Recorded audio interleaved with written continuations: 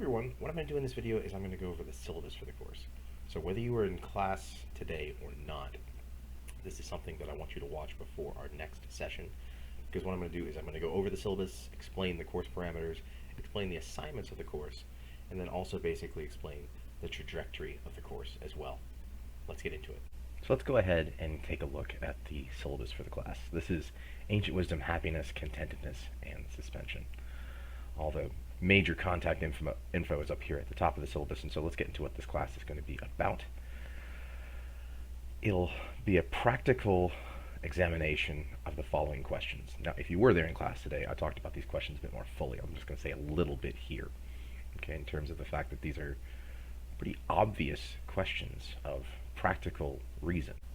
I don't mean practical in some sense of efficiency, but practical in the sense of this has to do with an everyday aspect of my life. Okay, so the questions are these. Ought I pursue happiness? Which yields the question, what is happiness in the first place? Okay, so we'll do a little bit of an exploration of that.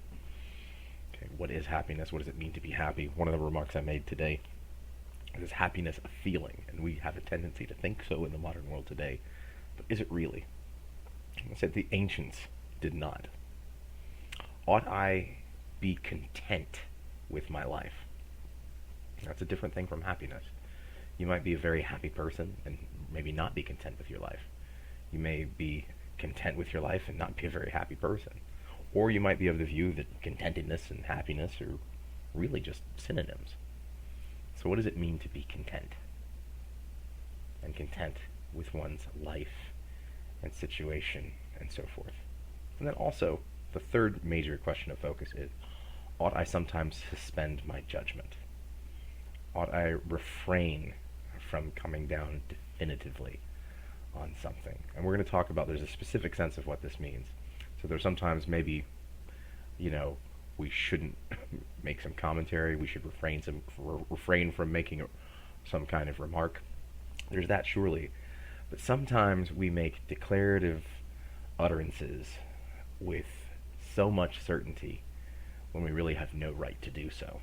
So those are the three fundamental questions of the course. And we'll be looking at this with special relation to two ancient traditions of literature.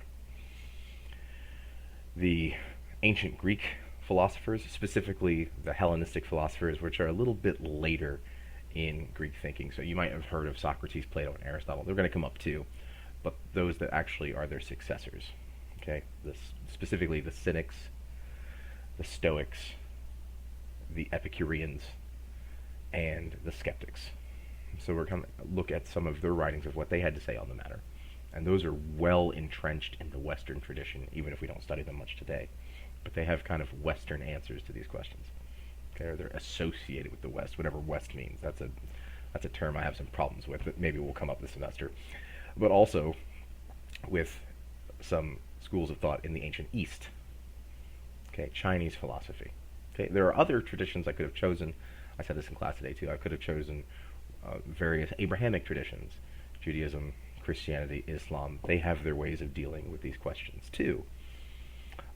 Others as well that I didn't mention. I could have done the Vedanta tradition in India, or a lot of other Indian traditions outside of Vedanta, the Nastika, okay, the unorthodox Indian schools, Jainism. I could have gone with Buddhism. So why these? Well, because they're, relatively speaking, pretty easy to digest. They're also available in translation from Hackett Publishing, which makes great, relatively inexpensive books. So we're going to be looking at those two traditions, the ancient Greek, Hellenistic, and the Chinese tradition as well, because I think the Greek tradition has some familiarity to us living in the West. The Eastern tradition is not, but is quite remarkable, all right, in many ways. I think we'll find that the authors in here are quite interesting. So we're going to tackle those three questions by juxtaposing pieces by Greek and Chinese philosophers against each other. So for example, when we're looking at the notion of happiness, I want to have a special focus on the Chinese philosopher Kongzi, also known as Confucius in the West, and Epicurus, founder of the Epicurean school of thought. When we're looking at the notion of contentedness, I want to look at Lao Tzu, sometimes called Laozi, and Epictetus, the Stoic philosopher.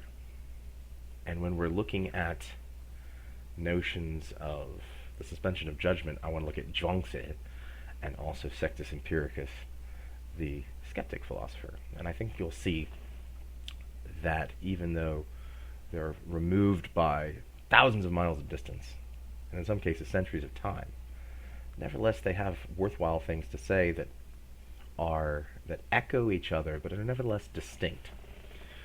One of the reasons why I'm focusing on the Greek tradition is because it's well known, it's studied in the classics. If you ever study Roman literature, for example, they're constantly referencing these Greeks. And even if you study most Western philosophy today, unless it's really into very contemporary stuff, there's a lot of referencing back to these philosophers dealing with practical questions, okay, especially in ethics.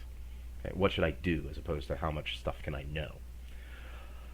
The Chinese philosophers are actually interested in the same question. They're not interested so much in, how much information can I know about the world. Okay, that's something in its own right, but really, what should I do? And so that's why I'm taking these traditions and putting them together, because they're really about what should I do. And neither of them is really predicated, unlike, say, the Abrahamic traditions, neither one of them is really predicated on having an established system of dogma that you first have to subscribe to, that you then move on from there, and is predicated on those assumptions.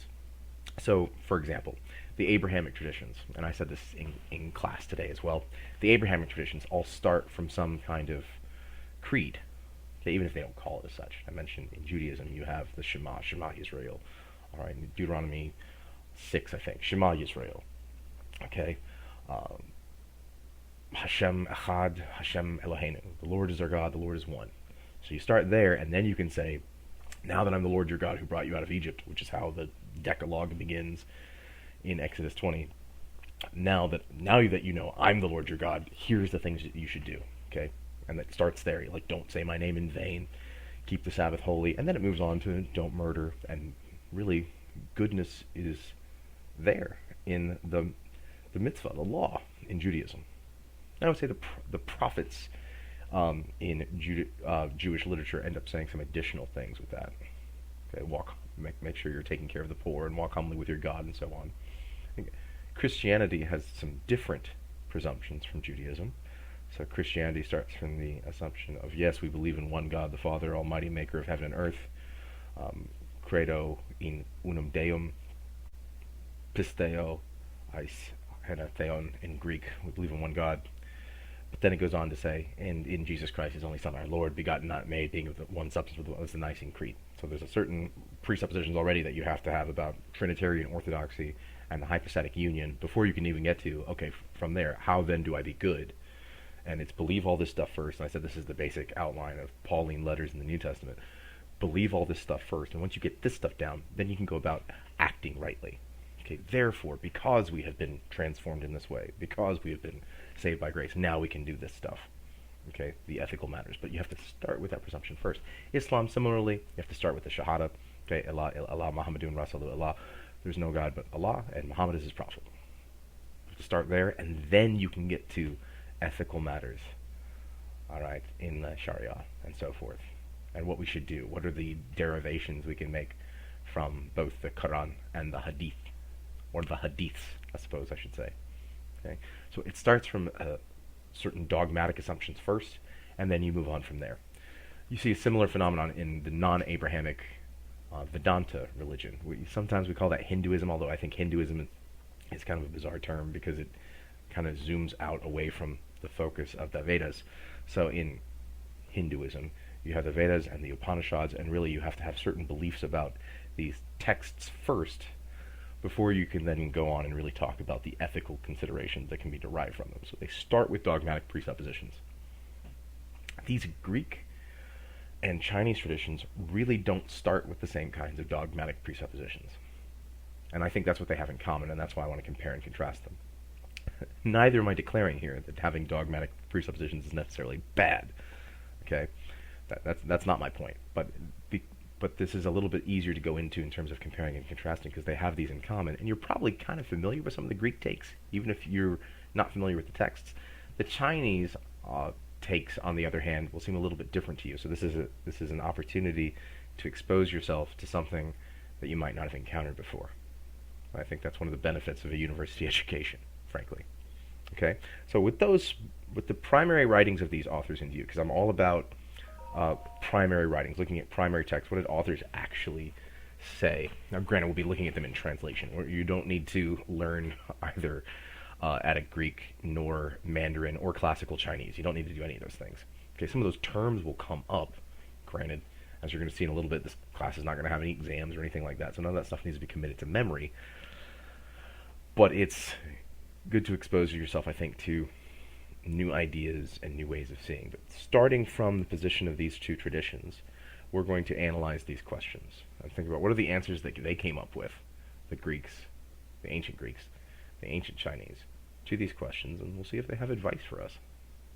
I think it is to our great benefit to study these traditions. Now, all the other traditions I mentioned earlier too, Judaism, Christianity, Islam, Vedanta, Nastika, so Jainism, Buddhism, I also think all of those traditions are worthy of study in their own right, and I think they also have a lot to say that I think we kind of miss out on, even though, like, in our society we end up being very familiar, I think, with Christianity and miss out a lot on what the actual texts say because we have versions of that persist that we're familiar with, and we're kind of familiar with the popular versions as opposed to what the texts actually say, which is why you get people conflating, say, biblical texts with stuff that comes out of the autobiography of Benjamin Franklin or something like that, or Poor Richard's Almanac, and people, God helps those who helps themselves. Jesus didn't say that. Benjamin Franklin did. Okay, so that kind of thing. So that stuff gets conflated. I think those texts are worthwhile to study too, so they should be studied in their own right. But here's stuff that you may not have encountered before. So that's why we're going to look at it this way.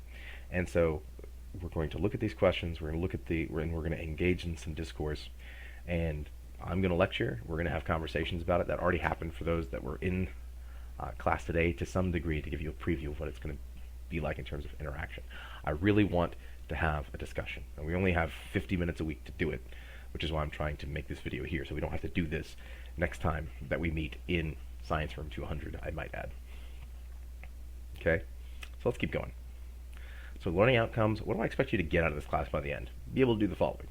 Recall and identify the major thinkers, schools, core philosophical questions, terms and concepts presented in this course cross-culturally construed. So, all right, Conxi said this, Sextus Empiricus said this, and so on. There's not going to be a test on that, but that's one of my expectations. I think you'll be able to do that successfully by the end of this course. Also, interpret and explain core questions and concepts of practical reason in terms that illustrate a comprehensive understanding thereof. You'll do that in some of the assignments and also in class when we're talking. I thought those that were in class participating today were already doing exactly what I want you to do, okay, in terms of engagement. Okay. Apply core notions and concepts of practical reason to contemporary issues and personal experience. Take the stuff that we're learning and apply it to now, because that's where I think wisdom has its value, okay, as opposed to mere knowledge. So we can learn about people having a view in the past. Oh, did you know in, say, the 1500s in England, medical science was basically a theory of humors? Oh, that's interesting. How am I going to find that useful today?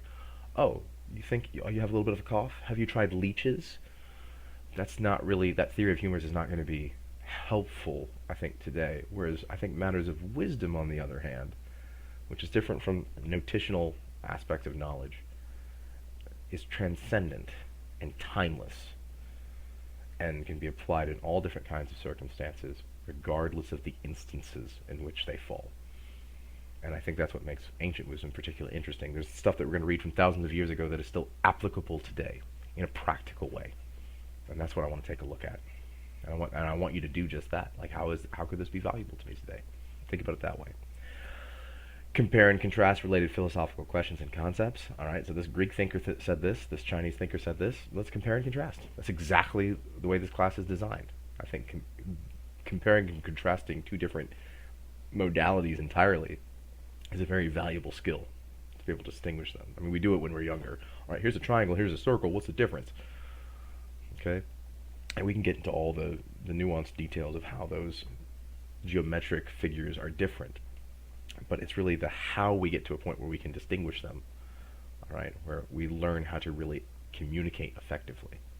Okay, so there it seems obvious about the difference. But like if you ask a little child, what's the difference between a cat and a dog? And they'll go, okay, well, a cat has 4 legs, and a dog has 4 legs, and a cat has a tail, and a dog has a tail, and a cat has whiskers, and a dog has whiskers, and this is harder than I thought it would be.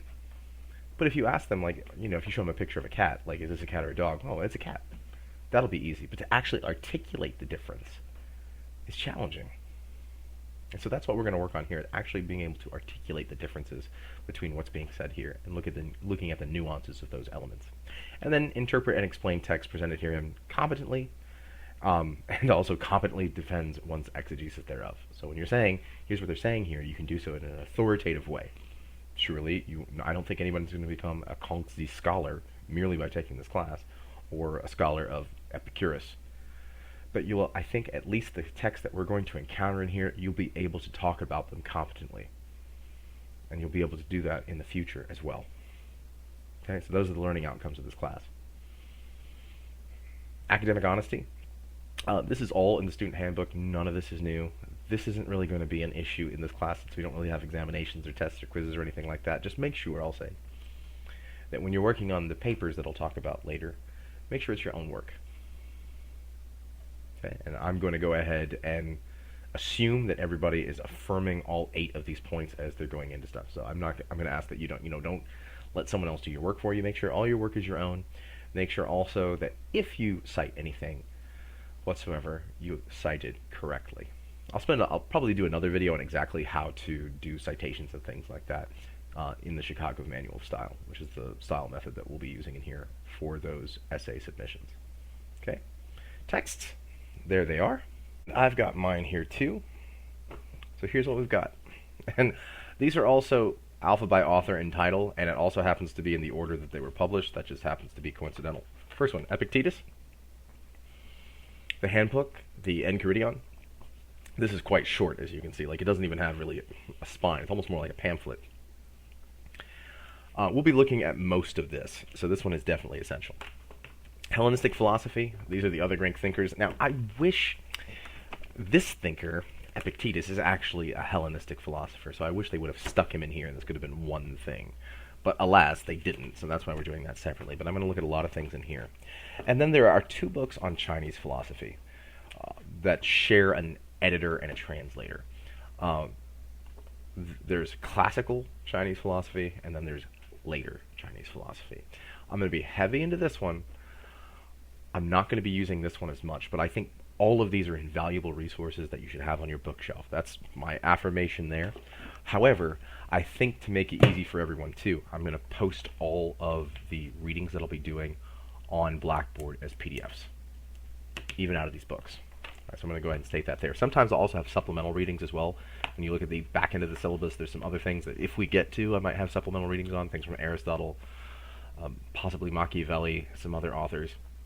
And all of those I'll be providing on Blackboard. Okay? So those are the required texts. Technically, like I said, I think I'm going to put most of them on Blackboard, if not all. So now let's get to, grading components and weights. Here's the deal. You have 3 practical inquiry papers. 3 of these shall be submitted over the course of the semester. One's due at the end of September. Okay, so last day of September, last day of October, last day of November. 3 papers, that's it for this class.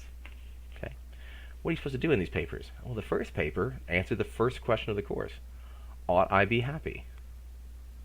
Second question, ought I be content? Third question, ought I suspend my judgment? You're going to do an essay and answer each of those questions, and you're going to make a declarative thesis as to yes or no, and then maybe a little bit more detail. Yes, because happiness means this, and then you're going to back it up. Now, I would like you to, I think the text that we'll be going through will inform your view here and ought to, but they don't need to be entirely limited from the perspectives that we're covering. The goal here is to take the stuff that you've learned and apply it in your answers to these questions. Maybe you agree with the authors and you want to endorse them. Maybe you strongly disagree with them and you want to come up with another view of why you have a certain answer to one of these questions. All that's fine. But those are what the assignments are. So you're going to do these essays, and these essays are what I've said here. You're going to declare this, and you're going to, each one of these essays should be about 1,200 words. Now, the way that's going to work is 12 point, Times New Roman, double spaced, with 1-inch margins. I used to do page numbers. I'm switching to word counts because I think when people are trying to get pages and they get the formatting wrong, it just kind of messes things up. So 1,200 words. I'll go over exactly what the formatting should be, like I said, in a later video. But about 1,200 words in response to each question, at least. Okay? Now, when I say at least 1,200 words, don't write 36,000 words or something like that. Just 1,200 words. I think a good range would be 1,200 to about 1,600 words for each of these essays, for which you have a month for each. And you actually have a lot of freedom in these essays. Okay, and like I said, you'll be responding to these questions really as you see fit. Now, what I would like to see is you incorporating the stuff that we're doing here in the class in response to these questions. I want them to inform those answers, but they don't need to be entirely consigned to the text that we've been looking at. I want to use those as starting points. So really, there's two things going on. I want to look at the texts that you may not have encountered before from the Greek and Chinese traditions. That's one goal that I have. And then the other goal that I have is the same questions that these writers throughout history are wrestling with. I want you to wrestle with them yourself. And you might come up with very different conclusions from what they did. But I want to use their writings as a starting point. Okay? So, and you'll turn those all in on Blackboard. Nothing has to be printed out or anything like that. And I'll make some drop boxes shortly. So those are the grades. Basically, each one is 33% of your grade, so to speak. Also, participation is a factor, showing up to class. So it's a little less concrete, but basically I want you to do these essays well, and I want you to show up for class and participate in discussion well. Okay? That's the way this is going. You do all that effectively, you're going to have an A in this class. And I've taught many honors classes before, and most of the students, I'm going to say like 95% make A's in these classes. Okay? Because you are all very hardworking people. The only people that aren't going to be successful are those that either don't do the reading, don't show up, or if for some reason we need to switch to remote, which we'll talk about later, don't do the work there. Don't keep up with what's going on. So do the work, engage in the discourse, you're good. That's really all I need you to do, okay, to be successful in this class. Grading policy, there it is, nothing remarkable. Miscellaneous policies. Okay, so these are things I have to put in here. So attendance. I'm not taking attendance. Okay, whether we're meeting in person all semester long, or we switch to remote learning, there's too much going on in the world for that to be another stressor on you.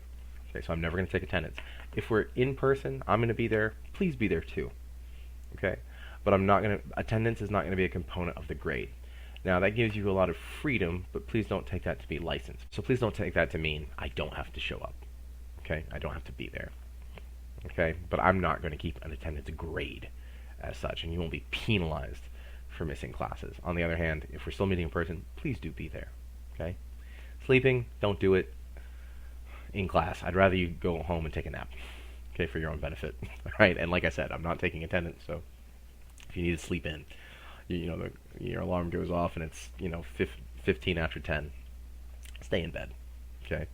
And also, I'll say this too. I will be recording all of my lectures when we meet in class. I'll be recording MP3 audio of those. So I'll be posting them up on Blackboard. I didn't do that for today's bit because it was a little bit more extemporaneous, but I'll be doing that for all lectures in the future. So if for some reason you do miss, you can go there and listen to it, and it'll be an MP3 that you can download and you can do other things with it. So if you're wanting to refresh information for your papers, it'll be available for you there. Electronic devices in class. This is a policy I also need to say. There won't be tests or anything in this class, so this is not really going to be a problem. I do have a problem when we're having like exams in class and people whip out their phones and start like looking things up.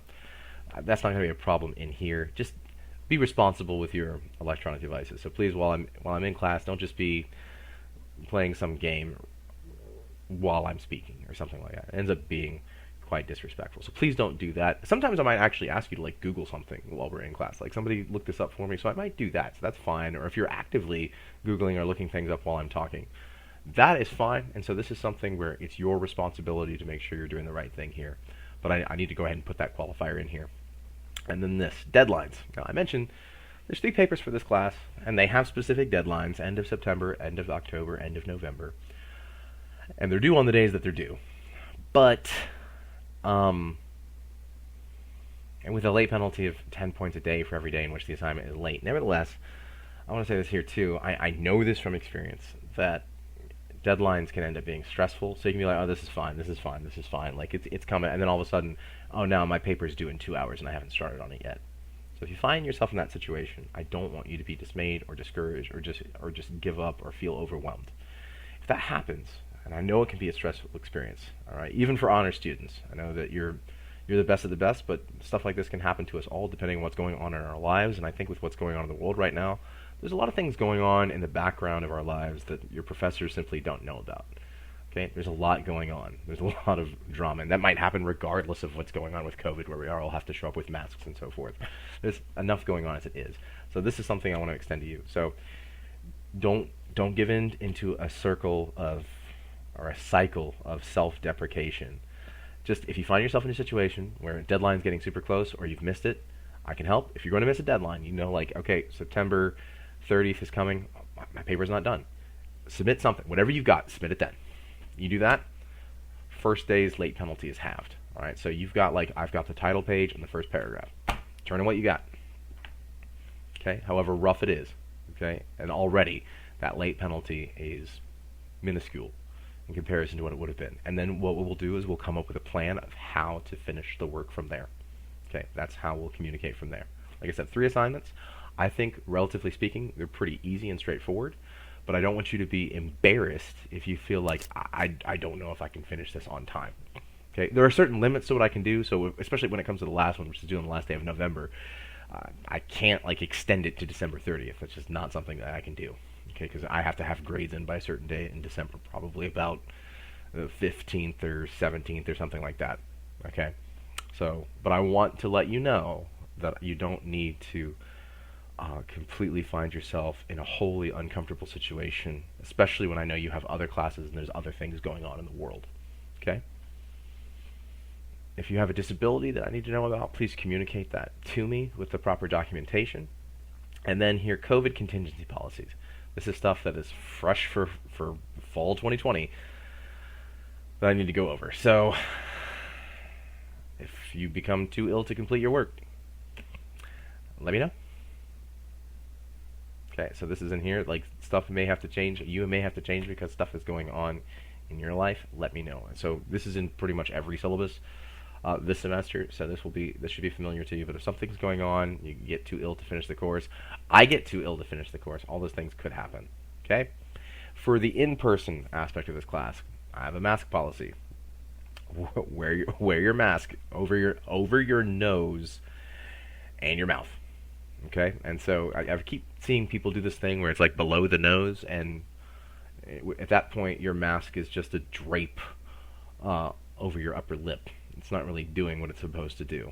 Now, this class is not a place to get into debates over the efficacy of masks or whatnot.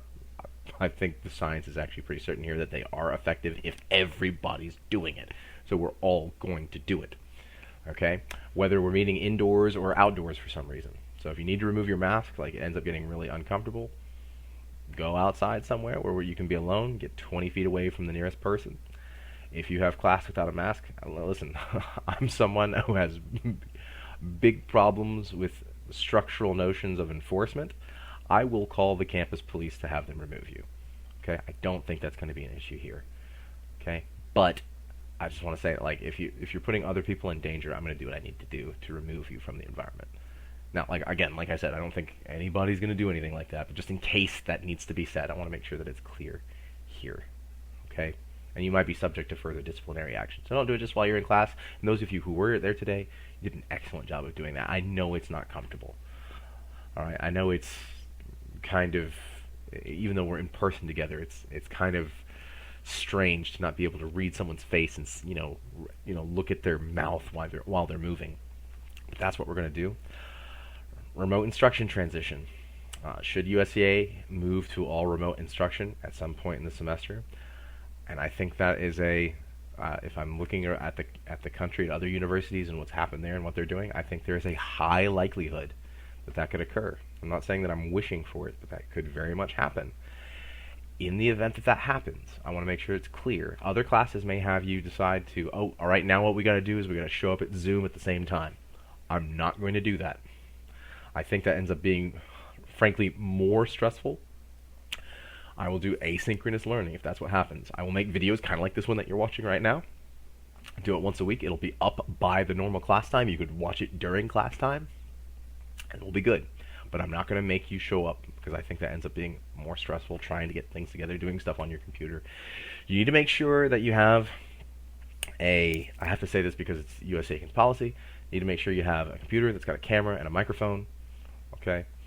So if we need to Zoom, like in a meeting that we can, or whatever we decide to use. But I'm just going to say here, in the event that this becomes remote learning, I'm going to do videos like this, where they'll be static, they'll be asynchronous. You don't have to show up at a particular time. You'll just watch the content there.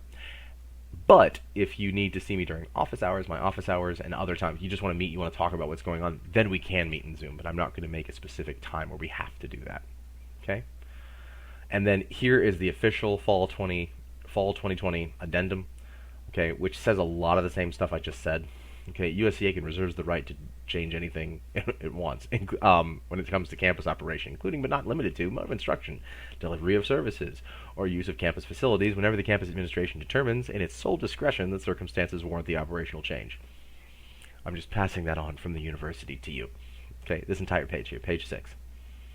This is stuff that you should know from the university, including some more stuff about face covering and hygiene requirements. Okay, office hours, like I said, I'm going to have like a time set aside. It's going to be Tuesdays at 10 a.m., so literally 24 hours after what our class time is, where I'll be available. I'm not going to be sitting there in Zoom in the waiting room, but if you want to meet me, I will make sure that I am available. Let me know, because the way that Zoom works is it only has 30-minute limits once I start. So if I were to start at 10, it would exhaust by like 10:30, at least on the Zoom plan that I'm on. It would stop at like 10:30. So like if you realize, hey, it's 10:15, can we meet up? You email me. I'll email you right back and say, hey, here's the link. Let's meet up, and we'll do that there. I'm also available at other times as well. So let me know what works best for you, and I'm sure we can figure something out. Okay. And also, you've got my email address here too, thomasb@usca.edu. So email me there if you have any questions. Some of you have already done that today. Okay, and hopefully I got back to you in a expedient manner. Okay. Then here's the outline of topics of the course. So I've got this is divided into two halves right now. The first half is what I'm definitely going to get done, period. Okay. One, because I know I've got the time to do it, and two, it's all the questions that I already said that this is going to be the focus of the course. Okay. In our little 50-minute-a-week sessions. Okay. So here's what we're going to look at. First, I'm going to do some prolegomena. That's some introductory stuff. Today was almost prolegomena to the prolegomena, if you were there. Okay, and stuff kind of like what I said earlier. So I'm going to be contrasting some things in Greek and ancient Chinese thought. All right, and those terms are here. Okay, again, here's some Greek and here's some Chinese. You're not having to learn either. You don't even have to learn how to pronounce either. You'll just recognize these terms. Okay. Okay, so like Philosophia and Jutsi Bajia. All right, you don't need to learn how to pronounce those correctly, but we'll be talking about those. All right, because these will be important terms for when we get into the other stuff. Then the first question, notion of happiness. What will you be doing? And this will be really your first assignment for next week. The first thing I actually want you to do is I have these organized where the Chinese writer comes first and then the Greek one. But at least for next week, I want you to read this stuff first. So I want you to read the Principal Doctrines and the Vatican Collection of Epicurus. Now that's found in this book, and those are the page numbers. So let me explain, like these little abbreviations here, like this stands for Hellenistic, it does not stand for Harry Potter, this stands for Hellenistic Philosophy.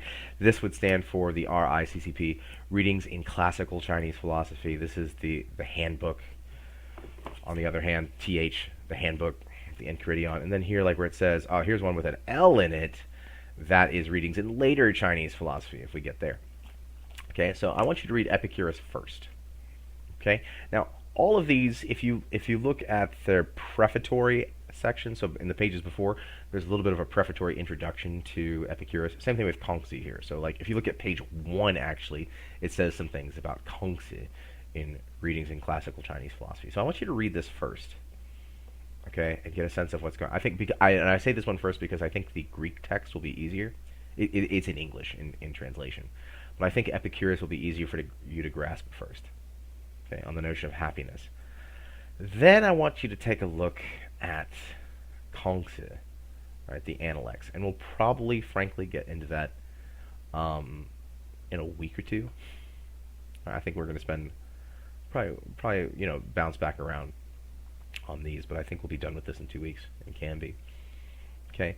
Then I want you to read the Analects after you read stuff by Epicurus, and some of the selections in here. So it's actually much of his Analects in here. Some of the chapters in there are more important than others, so I'm probably going to put a note out that says here's exactly the chapters you should read.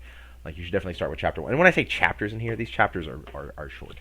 So that's a fairly hefty range, but these chapters are quite short. For example, chapter 1, book 1, the first chapter is literally 4 lines. So these are not long. Okay. And there's a robust selection of footnotes that I think are explanatory here. And like I said, the pages before are really good at explaining. The prefatory material is really good at explaining the context, the contextual dynamics of what's going on. So that's the first assignment. Then the stuff on contentedness, and here are our readings there. The stuff on suspension of judgment. Our primary readings are there. There are others that I would recommend out from there, from other authors in different traditions in the same domains. So I'd say there's other, when it comes to the notion of happiness, there's other Chinese authors we could look at. There's other Greek authors we're going to look at. I want to juxtapose these two here. I want to juxtapose these two here. And I want to juxtapose these two here. And then, if time permits us, depending how discussions go, because a lot of how long this is going to take depends on our conversations in class, because we have a limit of 50 minutes a week. So we could maybe get through this very quickly, or it might take a little bit longer. We'll definitely be done with each module way before the paper is due for each section. So, for example, the first paper is due September 30th. It's on the notion of, ought I be happy? This stuff will be done with way before then. Okay, so this is the starting board of questions of juxtaposition between these traditions. Then I've got a couple of possible additional topics that we could talk about. And there are more that I might add to this too, that we might get to, we might not. So a couple that I have here with authors already in play. The notion of cosmic wonder, like looking at the universe and just going, wow. Should we do that, or is that daydreaming? Okay, what does that look like? And is this something that's really practically helpful to our lives? The notion of compassion.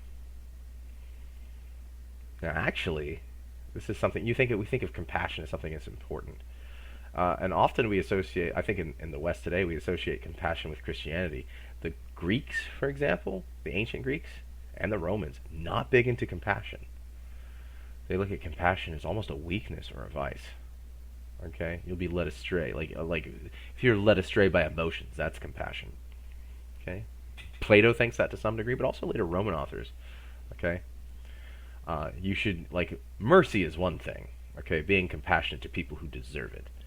Pity is itself a vice. Having feelings of awe for people that don't deserve it. That's really a damnable offense in the Greek and Roman world. All right, you'd be an idiot if you have pity on somebody. Okay, mercy's one thing, pity's another. So that's something we can look at. Whereas Mengzi thinks that that's what unites us as human beings, is this universal compassion. So that's something that we could talk about. Order and society. Here are two authors have a lot in common. Now, Machiavelli is not an ancient Greek thinker, but he's very much in that vein. In fact, he's most well known for this book that he wrote. And so he's a figure in the Italian Renaissance. But the Renaissance is all about looking at a lot of ancient texts, and that's actually most of Machiavelli's career, is looking at these ancient texts. He kind of gets a bad rap for that book, The Prince, but a lot of it's looking back on ancient literature and kind of compiling it together, which is interesting because that's kind of how Kongzi sees himself in China. He says, I'm not doing anything new. I'm just doing what the ancients did. I'm just putting it together. Okay, so that's a text that we could look at. Obviously, that would be supplemental. Knowledge and action. What does it mean to know and do? So sometimes you'll hear, I've heard this expression recently, don't think about it, just do it. So how are we able to act effectively based on what we know? Or can we act effectively based on what we know? And I think here, Wang Yang Ming is very helpful in Chinese thought, and then there'd be a supplement from Aristotle here. Aristotle, earlier than the Hellenistic thinkers, I think this would be the go-to here. And then the morality of warfare and war. I think we could compare Mozi, the Chinese thinker, who is, by the way, the person who starts hating on Kongzi. I mean, Mozi made a career of like going against Confucius. And I say pretty much if Confucius said it, it's wrong. Okay, so we'll look at what he says on war, maybe, compared to, say, Thomas Aquinas, Christian thinker who nevertheless is saturated in Greek thinking. Okay, what would Aristotle think here? Okay, that's what Thomas Aquinas does. So he's 13th century, but again, so saturated in ancient thought that even though he comes much later, again, like Machiavelli, who comes even later, they're nevertheless very tied to the ancients and anchored down by them. They're not modern thinkers by any means. I've heard Machiavelli put that way. I don't think that is true. Okay? So that's the game plan from here. If you have any further questions, please do email me. And again, my email is on the top of the syllabus. It's actually on a couple pages of the syllabus. Look at the first page, syllabus, bam, there I am. If you have any further questions, email me here. I want to get back to you as soon as possible. So I hope to see you all next Monday in person. Bye-bye, everybody.